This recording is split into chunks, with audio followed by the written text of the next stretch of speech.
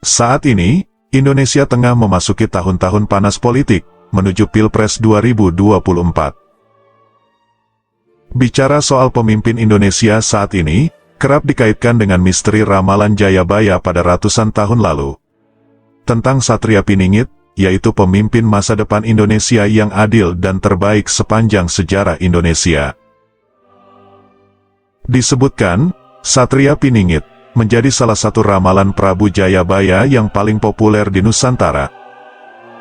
Lantas, apakah ramalan tersebut akan terbukti dan terjadi di tahun 2024 ini? Dan apakah Satria Piningit sudah mencerminkan tentang ketiga calon pemimpin saat ini?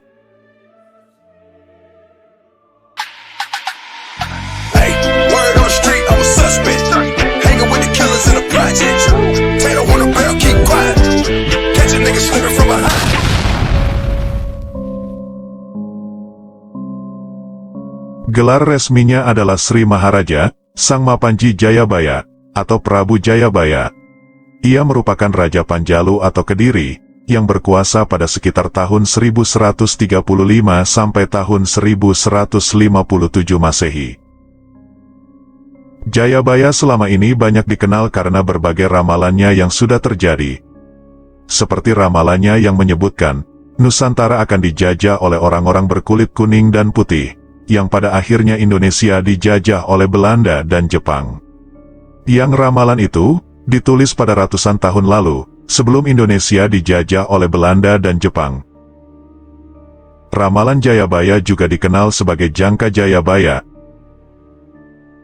Ramalan-ramalan ini awalnya tertuang dalam bentuk tembang atau kakawin, yang ditulis oleh Jayabaya, dan pada akhirnya dibuat buku oleh para sejarawan.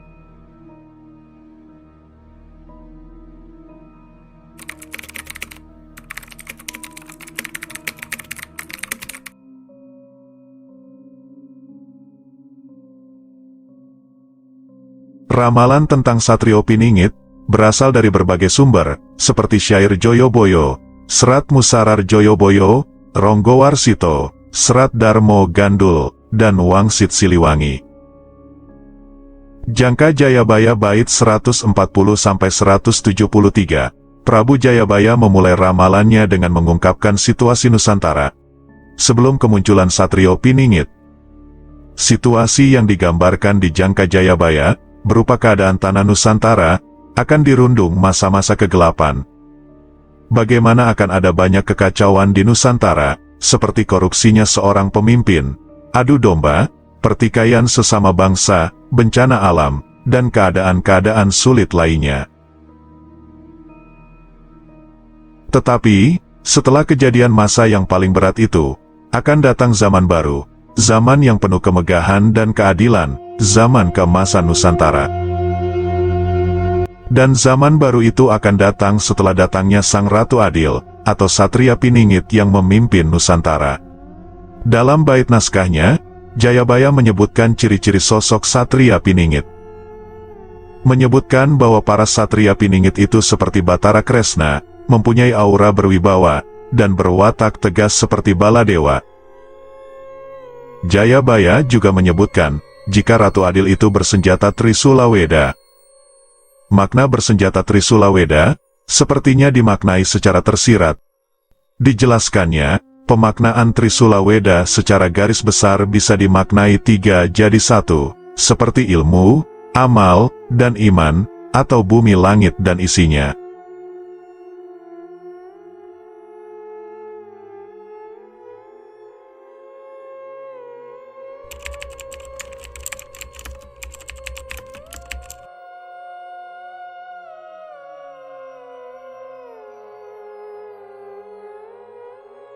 Salah satu ramalan Jayabaya tersebut adalah mengenai datangnya zaman Kolobendu, yang menurut Candra Sengkala atau angka tahun Jawa, datang pada tahun 1997.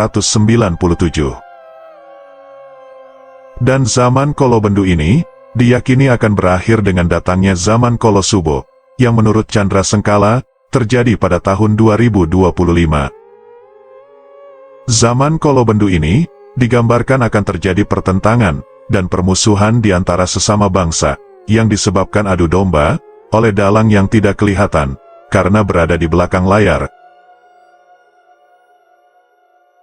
Jika kita tarik sejarah ke belakang, pada tahun 1997, Indonesia mengalami bencana ekonomi yang sangat besar dan kerusuhan yang mengerikan.